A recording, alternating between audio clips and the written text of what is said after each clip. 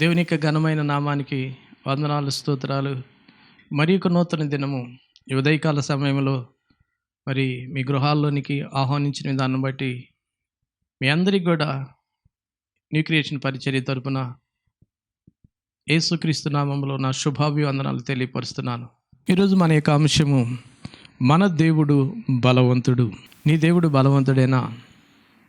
నా దేవుడు బలవంతుడు అని నేను చెప్పగలిగినప్పుడు అది ఎలా మాటలతో కాదు, కార్యాలతో చెప్పగలిగిన మన దేవుడు బలవంతుడు, మనం బలహీనమైనప్పటికీ.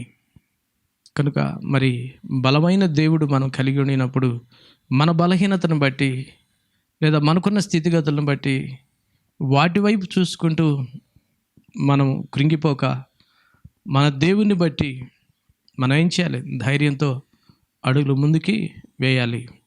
మరి ప్రవచనాత్మకంగా ప్రభు అయిన యేసుని గురించి యెషయా భక్తుడు కొన్ని వందల సంవత్సరాల క్రితం, క్రీస్తు రాకముందే ఈ ప్రవచనాత్మకమైన మాట మనం పలకడం చూస్తాము. యెషయా గ్రంథము 9వ అధ్యాయం 6వ వచనంలో, ఏలయనగా మనకు శిశువు పుట్టెను, మనకు కుమారుడు అనుగ్రహింపబడిను, ఆయన భుజం మీద రాజ్యభారముండును, ఆశ్చర్యకరుడు, ఆలోచనకర్త, బలవంతుడైన దేవుడు, నిత్యుడగు తండ్రి, సమాధానకర్తయగు అధిపతి అని అతనికి పేరు పెట్టబడును. ఇక్కడ మనం తీసుకునే అంశము, మన దేవుడు బలవంతుడు. బలవంతుడైన దేవుడు, బలవంతుడైన దేవుడు. మరి కలిగి ఉన్న మనము కూడా బలవంతులం కాబడాలని, మన దేవుడి దగ్గరకు మనం వచ్చినప్పుడు ఎలాగున బలముతో కాకుండా మనం దీనులముగా, ఎన్నిక లేని వారమనే విషయాన్ని మనం గ్రహించి, అయ్యా నీ బలమును నాకు ధరింపు చేయి, నీ జ్ఞానము నాకు అనుగ్రహించని చెప్పేసి ప్రభుని ఎప్పుడైతే మనం అడగగలుగుతామో, లేదా ప్రభు మీద ఆధారపడగలుగుతామో, దేవుని ఎడల భయభక్తులు కలిగి అడుగులు వేస్తూ ఆయన కృప కొరకు మనం కనిపెట్టగలుగుతామో, దేవుడు బలహీనులను బలవంతులుగా చేయగలడు. ఆయన ఈ లోకములో మరి చూసినప్పుడు ఏ శరీరం కూడా ఆయన యందు అతిశయించుకున్నట్లుగా దేవుడు మరి ఈ లోకంలో జ్ఞానులైన వారిని పిలవలేదంట, బలము కలిగిన వారిని పిలవలేదు, లేదా ఇంకా శక్తి సామర్థ్యాలు కలిగిన వారు పిలవలేదని పౌలు గారు తెలియపరుస్తుంటాడు.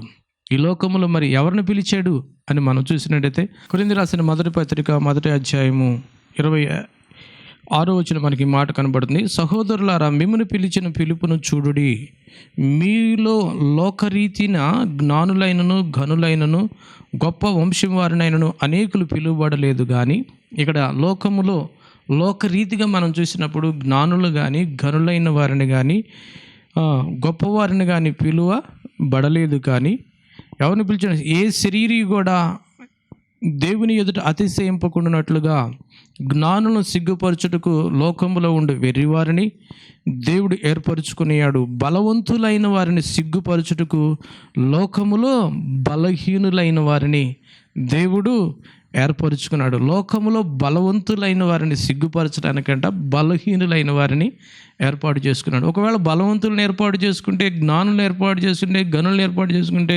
నేను జ్ఞానము కలిగిన వాడును కాబట్టి దేవుడు నన్ను కోరుకున్నాడు, లేదా నేను ఘనుడును కాబట్టి దేవుడు నన్ను ఏర్పాటు చేసుకున్నాడు, నేను బలము కలిగిన వాడును కాబట్టి దేవుడు నన్ను ఏర్పాటు చేసుకున్నాడు, ఆఫ్టర్ నిన్నెవడ ఏర్పాటు చేసుకుంటారు, నిన్నెవడ పిలుస్తాడు రా అని చెప్పేసి అని ఇలాంటి మాటలు మాట్లాడేవారుగా ఉండవచ్చు.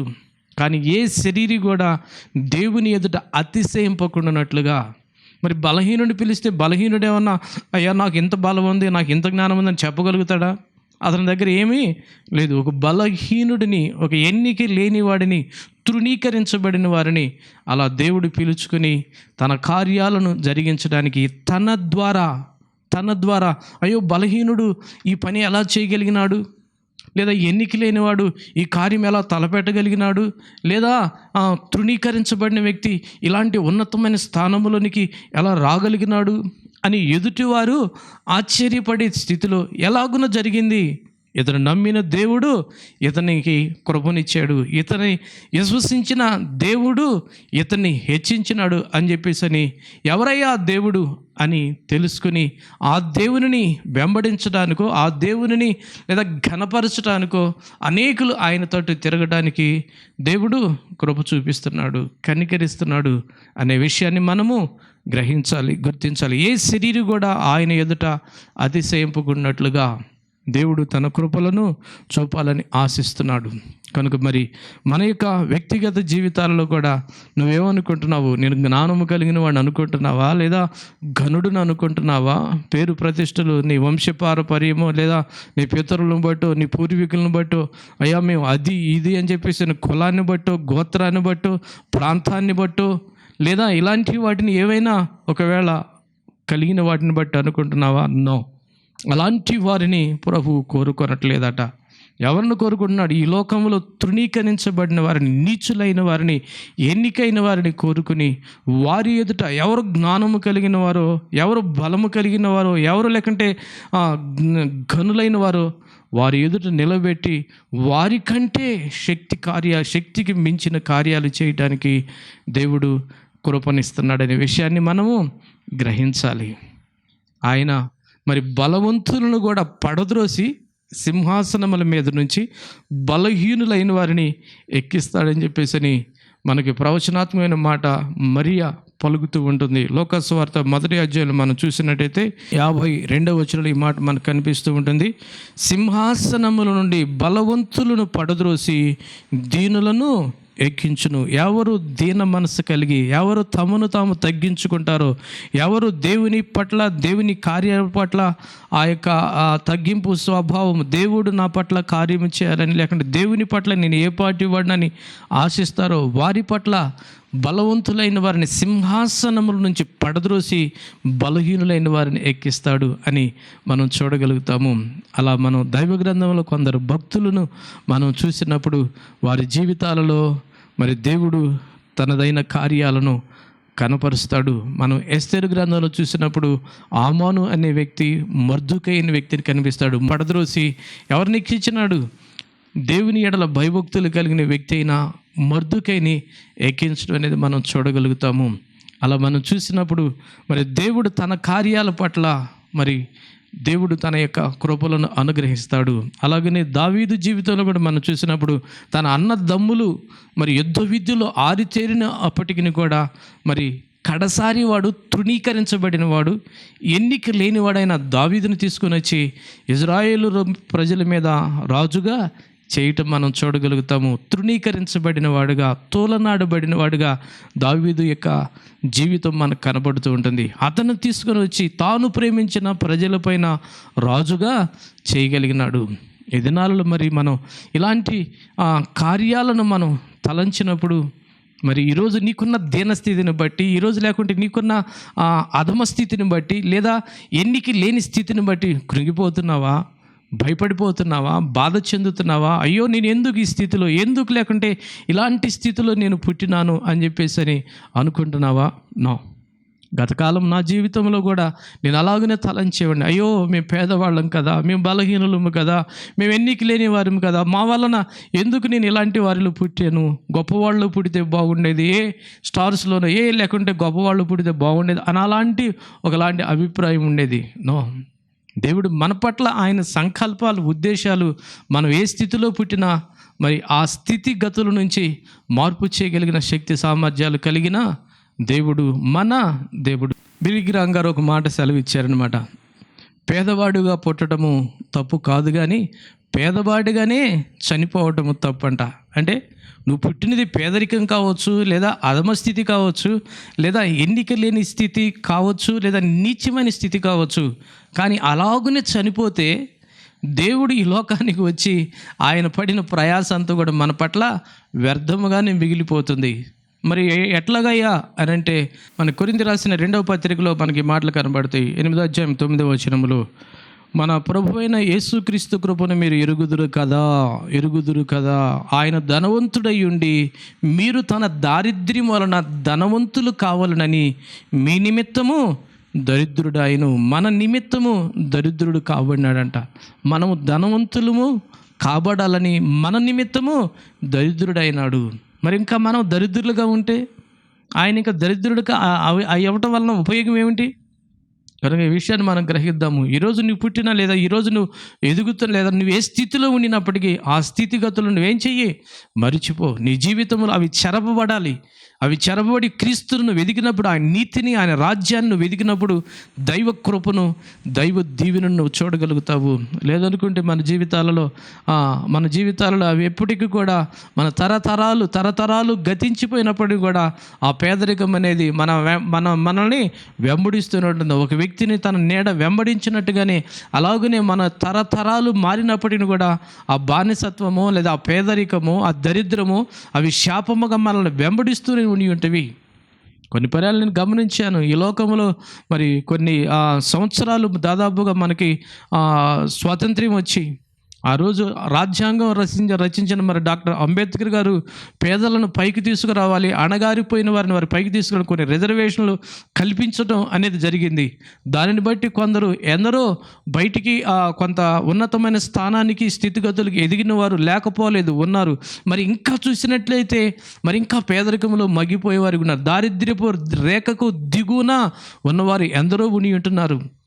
నేను చిన్నప్పుడు ఇందిరాగాంధీ పరిపాలన చేసే టైంలో గరీబ్ హటావో అని చెప్పేసి అని ఒక నినాదం తలపింది. పేదరికాన్ని నిర్మూలన చేయాలి. మరి ఆ రోజు నుంచి ఇప్పటి వరకు కూడా ఎన్నో పంచవర్ష ప్రణాళికలు వస్తున్నాయి. ప్రతి పంచవర్ష ప్రణాళికలో పేదరికాన్ని నిర్మూలన చేయాలన్నారు. ఎంత మేరకు నిర్మూలన చేశారు? ఇంకా పేదవాడుగానే, ధనవంతుడుగానే ఉండిపోయే పరిస్థితులు కనపడుతున్నాయి. కానీ ప్రభువుని విశ్వసించినట్లయితే, ప్రభు నామములో మనం రక్షణ పొందగలిగినట్లయితే, ఆయనని దేవుడుగా, ఆయనని రక్షకుడుగా, నీ ప్రభువుగా నువ్వు చేసుకొనగలిగినట్లయితే, నీ జీవితాన్ని ఆయన చేతులు పెట్టగలిగినట్లయితే, ఈ వర్తమానం నీకేమవుతుంది, లేదా ఈ వాగ్దానం నీకేమవుతుంది? నీకు ఆశీర్వాదకరంగా, దీవెనకరంగా మారగలుగుతుంది. అయ్యో, నా నిమిత్తము నా ప్రభువు దరిద్రుడు కాబడినాడు, నన్ను ధనవంతునిగా చేయటానికి, నన్ను ఐశ్వర్యవంతునిగా చేయటానికి, నా శాపమును ఆయన అనుభవించి నన్ను ఆశీర్వాదానికి వారసుడిగా చేయటానికి అని చెప్పి ఈ మాటను నువ్వు నమ్మగలిగితే, నీకు ఏ రిజర్వేషన్ లేకపోయినప్పటికీ కూడా అవి నుంచి లేదా వాటి నుంచి ఒకవేళ మేలు పొందిన వారి కంటే కూడా దేవుడు నేను అత్యున్నతమైన స్థానంలో పెట్టగలుగుతాడు. ఒకవేళ వచ్చే రిజర్వేషన్ వల్ల ఈ లోకంలో ఒకవేళ ఏదైనా నీ స్థితిగతి మారొచ్చే, కానీ పరలోక రాజ్యాన్ని మాత్రము సంపాదించుకొనలేవు. ప్రభువుని అంగీకరిస్తే, ప్రభువుని మనం వెంబడిస్తే, ఆయన మాటలు మన జీవితంలో విశ్వసిస్తే, ఇహమందు పరమందు కూడా దైవ కృపను, దైవ దీవెనను మనం చూడగలుగుతాం. కనుక దేవుని యొక్క మాటలను మనం ఏం చేయాలి? విశ్వసించాలి, మనం నమ్మాలి. అక్కడ బలవంతులను పడద్రోసి బలహీనులైన వారికి సింహాసనాన్ని దేవుడు ఎక్కిస్తారన్నాడు. ఎవరు దీనులు కలిగి, ఎవరు దీనాత్మ కలిగి అడుగులు వేస్తారో ప్రభువు కూడా మనకు కొండ మీద ప్రసంగులు తెలియపరుస్తారు. దీనాత్మ కలిగిన వారు ధన్యులు, వారు పరలోక రాజ్యమును స్వతంత్రించుకుంటారు, పరలోక రాజ్యమును సంపాదించుకుంటారు. ఈరోజు నీవు ఎలాంటి ఆత్మ కలిగి ఉండి ఉన్నావు? అహంకారపూరితమైన ఆత్మను కలిగి ఉండినావా, లేదా దీన మనస్సు కలిగి నిన్ను నీవు తగ్గించుకుంటూ, నిన్ను నీవు మరుగు చేసుకుంటూ నీ దేవుణ్ణి హెచ్చింపచేసే వ్యక్తిగా ఉండగలుగుతున్నావా? యాకోబు భక్తుడు రాస్తాడు, పేతురు భక్తుడు రాస్తాడు, అహంకారులను ఎదిరించి దీనులైన వారికి కృపను ఇవ్వగలిగిన దేవుడు. ఎవరు అహంకారమైన మనస్సుతో, అహంకారంతో ఉండి ఉంటారో అలాంటి వారిని ఏం చేస్తాడు? పడద్రోస్తాడు. దీనులైన వారిని, ఎవరు తమను తాము తగ్గించుకుని దేవుని కృప కొరకు అడుగులు వేస్తారో అలాంటి వారికి దేవుడు తన కార్యాలను, తన కృప కలిగిన కార్యాలను అనుగ్రహించే దేవుడై ఉండి ఉంటున్నాడు. మనం చూసినట్టయితే మొదటి పేతురు రాసిన పత్రిక 5వ అధ్యాయం 5వ వచనంలో మనం చూసినట్టయితే, చిన్నలారా మీరు పెద్దలకు లోబడి ఉండుడి, మీరందరూ ఎదుటి వాని ఎడల దీన మనస్సును వస్త్రమును ధరించుకుని. అంటే నీ ఎదుటి వ్యక్తి యొద్ద నీవేం చెయ్యి? తగ్గించుకునే వ్యక్తిగా ఉండాలి. ఈ దినాలు ఎలా ఉంటుంది? ఎదుటి వ్యక్తి దగ్గరికి వెళ్ళి కాళ్ళు ఎగరేసేవాళ్ళగా, నీకంటే నేను గొప్పవాడిని, నీకంటే తెలియగలి, నీకంటే నేను బలము కలిగిన వాడిని, నీకంటే లేకుండా అధికారము కలిగిన వాడిని, ఇలాంటి విధానంతో మనుషుల యొక్క పోకడ కనబడుతుంది. మరి ఇక్కడ దైవ రాజ్య సంబంధముగా ఒక వ్యక్తి అడుగులు వేయాలంటే, దేవుని రాజ్యమును సంపాదించుకోవాలంటే నీ తోటి వ్యక్తి కంటే నీవు తక్కువగా అంటే ఒకవేళ ఎక్కువగా ఉండినప్పుడు కూడా నాదేముందలేండి, నేనే పాటి వాడిలేండి అని చెప్పేసి నువ్వు మాట్లాడగలిగితే అప్పుడు నీ తోటి వ్యక్తి నువ్వేం చేయాలి? నువ్వు యోగ్యుడు వండి, నాకంటే యోగ్యురాలు వండి, నాకంటే శ్రేష్ఠుడు వండి, నాకంటే జ్ఞానము ఎదుటి వ్యక్తిని ఏం చేయాలి? నువ్వు దేవుని ఆత్మ కలిగిన వ్యక్తిగా ఎదుటి వ్యక్తిని నువ్వేం చేయాలి? ఘనపరచాలి. ఎదుటి వ్యక్తిని సన్మానించాలి. ఎదుటి వ్యక్తిని నువ్వు ఏం చేయాలి? గౌరవించగలగాలి. అప్పుడే నువ్వు దేవుని బిడ్డగా ఉండగలుగుతావు. ఇక్కడ మనం చూసినప్పుడు ఎదుటి వాని పట్ల నువ్వు దీన మనసు అనే వస్త్రమును ధరించుకొని మిమ్మును మీరు అలంకరించుకొనిడి. అలా అలంకరించుకుంటే ఏమవుతుందయ్యా? దేవుడు అహంకారులను ఎదిరించి దీనులకు కృప అనుగ్రహిస్తాడు. అహంకారంతో ఎవరైతే మాట్లాడతారో అలాంటి వారిని ఎదిరించి దీనులైన వారికి కృపనిచ్చి సింహాసనాన్ని, అధికారాన్ని లేదా ఆశీర్వాదాన్ని నీకు అనుగ్రహిస్తాడు. అలాంటి కృపను ఏం చేయాలి? మన అనుదిన జీవితంలో పొందాలని ప్రభు మన పట్ల ఆశిస్తున్నాడు. మరి ఎలా ఉంటున్నావు? మన దేవుడు బలవంతుడైన దేవుడు. బలహీనులను కూడా ఆయన బలపరచగలిగిన దేవుడు. ఆయన బలవంతుడు. కొన్ని పర్యాయాలు అయస్కాంతం చూసినట్టయితే ఒక ఇనుప పదార్థాన్ని లేదా ఒక స్క్రూ డ్రైవర్ అలాంటిది పెట్టినప్పుడు కొద్దిసేపటికి దాని యొక్క సమీపంగా ఉండడం చేత ఆ అయస్కాంతం యొక్క ఆకర్షణ అనేది ఆ ఇనుప పదార్థాన్ని కూడా వస్తుంది. దాన్ని చూస్తే అది కూడా ఆకర్షించేదిగా కనబడుతుంది. అలాగని క్రీస్తుతో పాటు మనం ఎప్పుడైతే మమేకము కాగలుగుతామో, క్రీస్తుతో పాటు ఎప్పుడైతే ఏకము కాగలుగుతామో అప్పుడు మనం ఏమవుతాము? మనము కూడా ఆయన ఆత్మ కలిగిన వారుగా, ఆయన ఆత్మ సంబంధులుగా మనం అడుగులు వేసేవారముగా ఉండగలుగుతాము.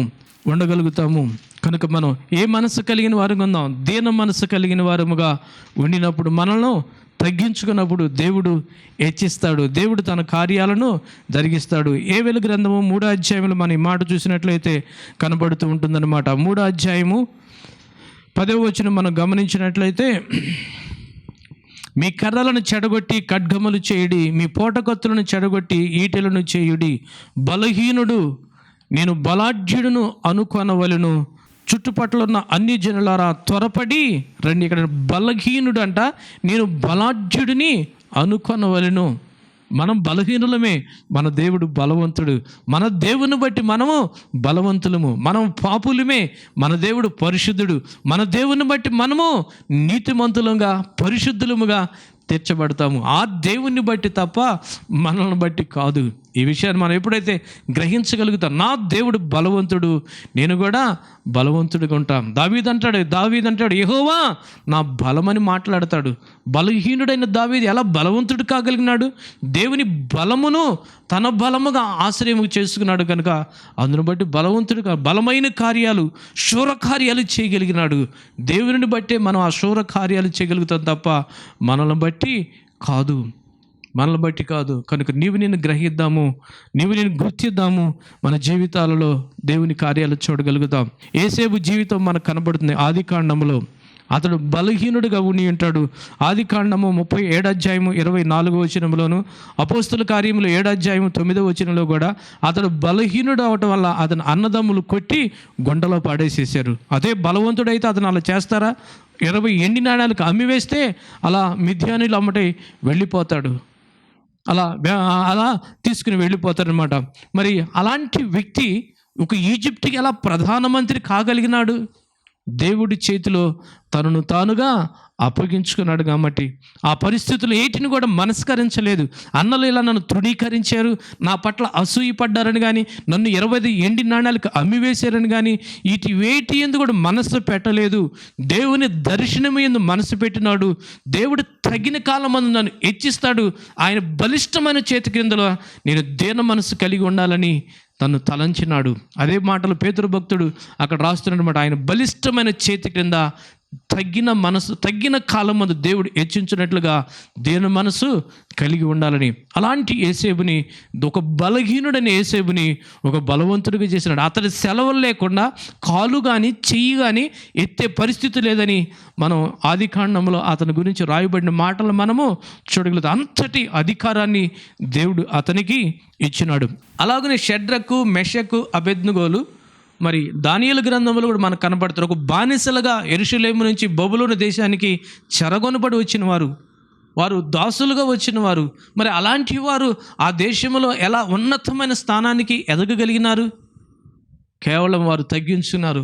వారికి వచ్చిన శ్రమలలో, వారికి వచ్చిన నిందలో, లేకుంటే వారికి వచ్చిన ఆ కష్టములో వారు దేవుని విడిచిపెట్టకుండా అలా అడుగులు వేసినారు. కాబట్టి ఆ బలహీనులైన వారిని ఆ దేశంలో ప్రధానమంత్రులుగా లేదా సహకారులుగా వారిని ఉంచటం మనం చూడగలుగుతాం.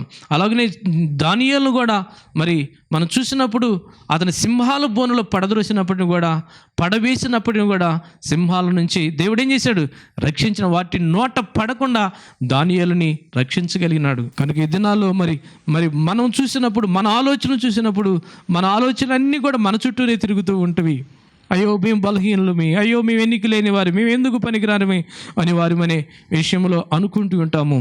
మరి బలవంతుడైన దేవుడు, మరి పరలోకములో నివసించే దేవుడు, దేవదూతలతో నిత్యము కొనియాడబడుచున్న దేవుడు, అలాంటి దేవుడు ఈ లోకానికి ఎలా వచ్చాడు?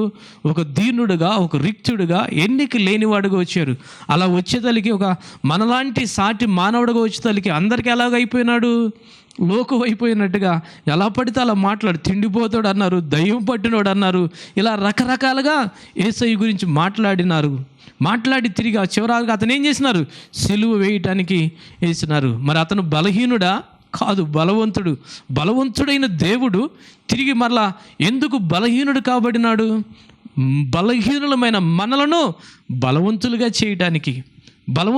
చేయటానికి ఈ మాటలు నేను చూపిస్తా చూడండి. కొరింథీ రాసిన 2వ పత్రిక 13వ అధ్యాయంలో 4వ వచనం మనకి ఈ మాట కనబడుతూ ఉంటుంది.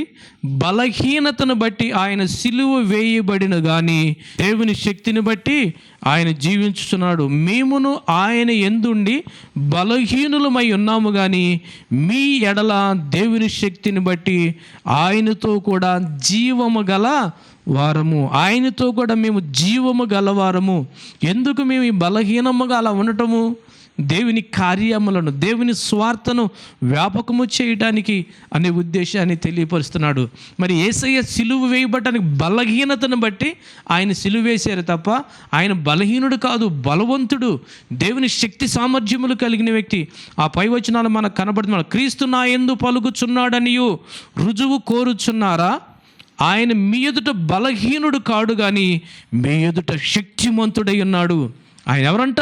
శక్తిమంతుడై ఉన్నారు. ఆ శక్తిమంతుడైన దేవుణ్ణి, ఆ బలవంతుడైన దేవుణ్ణి మీరేం చేసినారు? సిలువ వేసినారు. అలా నిస్సహాయంగా ఆయన అప్పగించుకుంటే మీరు సిలువ వేసినారు తప్ప ఆయన శక్తిని కనపరిస్తే ఒక్కడు అన్నాడు. ఆ గెత్సెమనే తోటలో వెళ్ళి వారు పట్టుకుందామని ప్రయత్నం చేస్తే ఆ మహిమ ఎప్పుడైతే వారు చూసినారో ఆ వెళ్ళిన సైనికులందరూ కూడా బొకబార్లకు పడిపోయినారు. తర్వాత మరలా వారు తెప్పరిల్లుకుని తిరిగి దేవుని మహిమను పక్కన పెట్టి సాటి మానవుడిగా కనపరుచుకున్నప్పుడు తిరిగి ఆయన అప్పగించుకుంటే వారు వెళ్ళి పట్టుకుని ఆయన తీసుకొచ్చి సిలువ వేసినారు. సిలువ వేసినప్పుడు పలు రీతిలుగా మాట్లాడినారు. అయినా వదకు తేబడిన గొర్రెపిల్ల ఎలా బొచ్చు కత్తిరించు వాని ఎదుట మౌనంగా ఉంటుందో ఆ సిలువ మరణము మనం పొందితేనే మనకు రక్షణ, విడుదల, విమోచన, స్వస్థత, దైవ రాజ్య ప్రవేశము, నిత్య జీవానికి వారసులు కాబడాలనే ఉద్దేశంతోనే ఆ ఉద్దేశాలు తన పట్ల దేవుని చిత్తాన్ని నెరవేర్చడానికి మౌనముగా ఉండిపోయినాడు. ఈ సత్యాన్ని మనం ఎరిగితే మన జీవితాలను కూడా బలహీనులమైన మనము బలవంతుడైన చేతిలో మన జీవితాలను పెట్టగలుగుతాం. ప్రార్థన చేసుకుందామా? ప్రార్థన. గొప్ప దేవుడా, నీకు వందనాలు. మీరు నా కృపనిచ్చి నీ కార్యాలు జరిగించి బలపరిచి దీవించమని యేసు కృప కలిగిన నామములో ప్రార్థిస్తున్నాము తండ్రి. ఆమేన్.